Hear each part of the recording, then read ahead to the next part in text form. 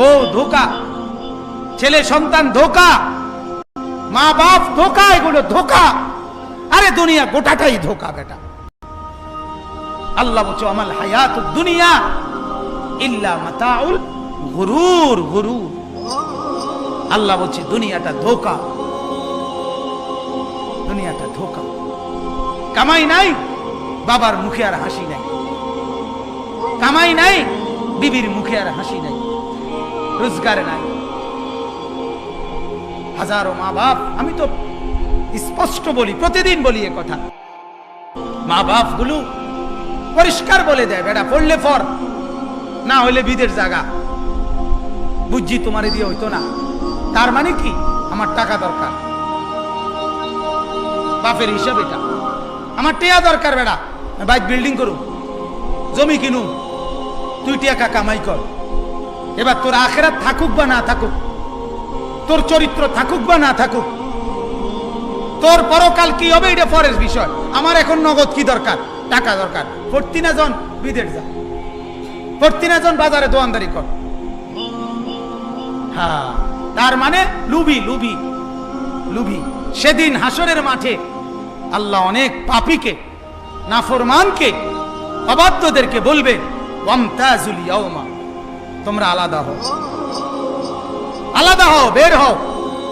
আহা, এখন তো আমরা সবাই বুঝছেন, যদি এখন বলা হয় যে বেনামাজিগুলো আলাদা হও, যদি এখন বলা হয় ফজরের নামাজ যেগুলো পড়ো না এগুলো বাইর হও, যদি এখন বলা হয় হারামখোর, সুদখোর, ঘুষখোর, বিড়িখোর, মদখোর, গাঁজাখোর, বের হও আলাদা, তখন কি পরিমাণ লজ্জা হবে? কথা বলেন না কেন? লজ্জা হবে কিনা বলেন?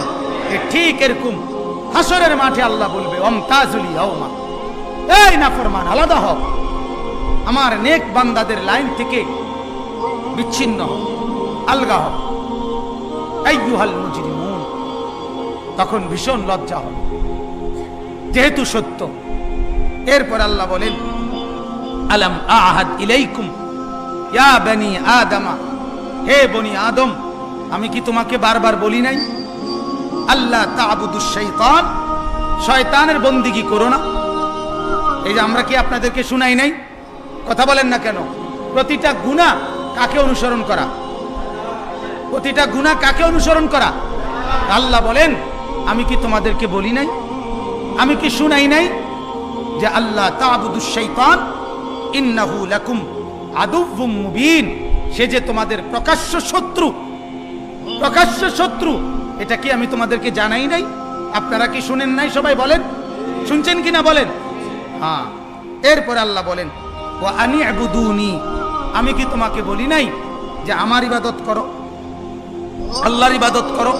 হাদা সিরাতুম মুস্তাকিম, এটাই তো সরল সঠিক পথ।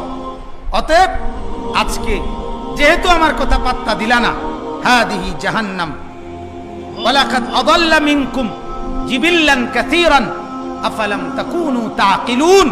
আল্লাহ বলে তুমি কি শোনো নাই, এই শয়তান তোমার পূর্বে বহু জাতিকে ধ্বংস করে দিছে, তারপরেও কি তুমি বুঝো নাই? এই যে আমরা আপনাদেরকে শুনাইছি, নূহ নবীর অনুসারীরা কওম তাকে আরে অস্বীকার করার কারণে আর শয়তানের গোলামি করার কারণে আযাবে ধ্বংস হইছে।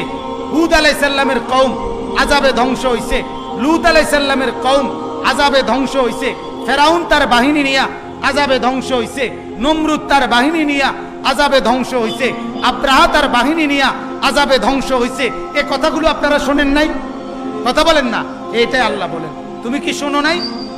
তুমি কি জানো না যে এর পূর্বে কত মানুষকে শয়তান গোমরাহ করছে, তারপরেও তুমি কেন শয়তানের তাবেদারি করলে? কেন করলা?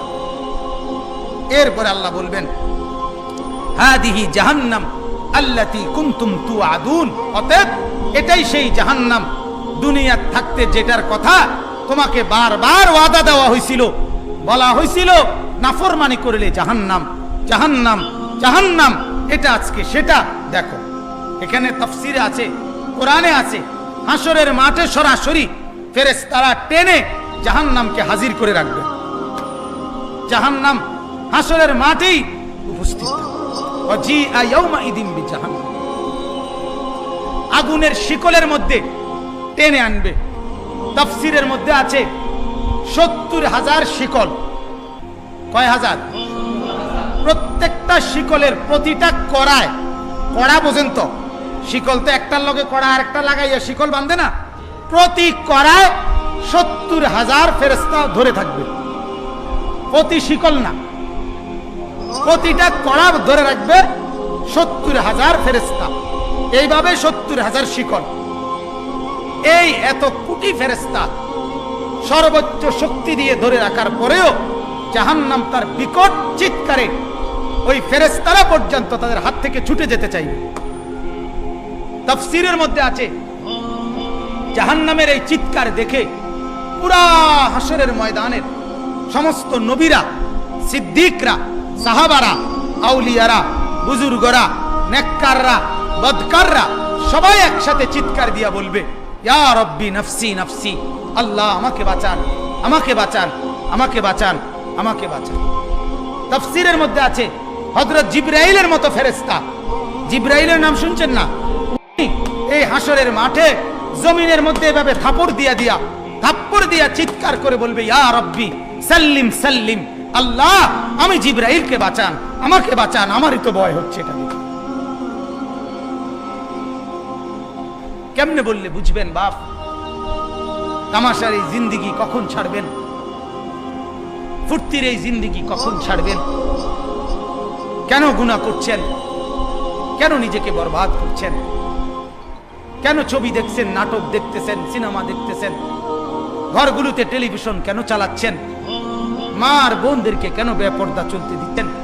আহা, কত মুরব্বী, আমার মাঝে মাঝে আফসোস লাগে। 50, 60, 40, 50 বছরের বয়স্ক মানুষ এখনো বছরের পর বছর, মাসের পর মাস বিড়ি খায়, সিগারেট খায়।